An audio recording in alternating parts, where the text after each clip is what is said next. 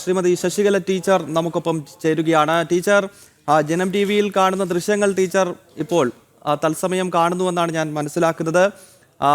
ആളൊഴിഞ്ഞ കസേരകളെ സാക്ഷിയാക്കിയായിരുന്നു മുഖ്യന്റെ പ്രസംഗം. അതിനുശേഷം ഇപ്പോഴും അവിടെ പരിപാടി പുരോഗമിക്കുകയാണ്.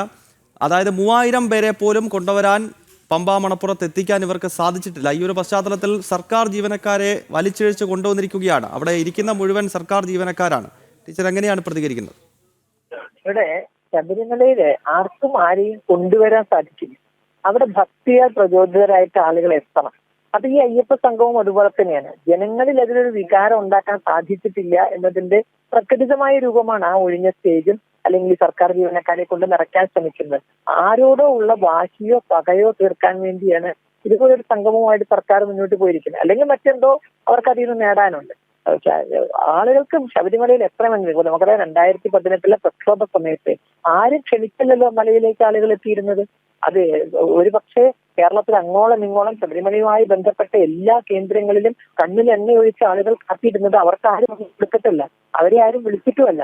സ്വയം പലരോടും നമുക്ക് വരണ്ട എന്ന് പറയാൻ പറ്റില്ല. ആളുകൾ പ്രചോദിതരായാണ് ആ വിഷയങ്ങളിൽ വന്നിരുന്നത്. അയ്യപ്പ നാമജപ ഘോഷയാത്രകൾ നടക്കുന്ന സമയത്തും അതുപോലെ തന്നെയാണ്. എവിടെയും നമുക്ക് വീട്ടിൽ പോയി ക്ഷണിക്കേണ്ടി വന്നിട്ടില്ല.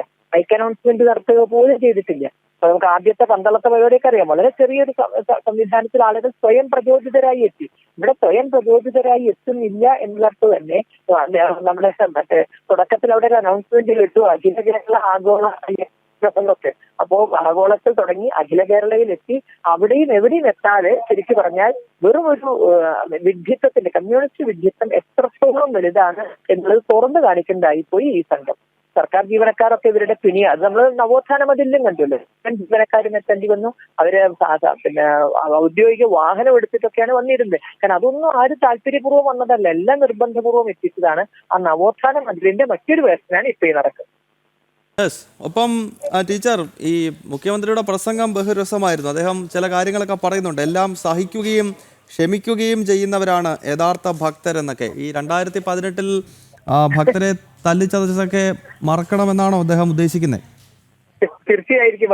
ഒരു തരത്തിലുള്ള മാപ്പ് പറയലായി കണക്കാക്കേണ്ടി വരുമോ? ഈ പറഞ്ഞ പോലെ അപ്പൊ ജോലിച്ചിന്റെ ചില കളികളുണ്ടോ അതിന്റെ പിന്നില്?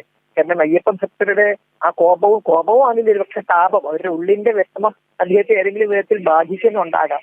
അപ്പോ അതിന് നമ്മളോട് ക്ഷമിക്കാൻ പറയലായിരിക്കുമോ? പക്ഷെ മറ്റെന്തൊക്കെ മറന്നാലും അയ്യപ്പ ഭക്തർ 2018 അവർ ചെയ്ത നെറുകേടിനെ, തെമ്മാടിത്തരത്തിന് മനസ്സുകൊണ്ട് ഒരിക്കലും അവർക്ക് പൊറുക്കാൻ സാധിക്കില്ല എന്നുള്ളത് ഉറപ്പാണ്.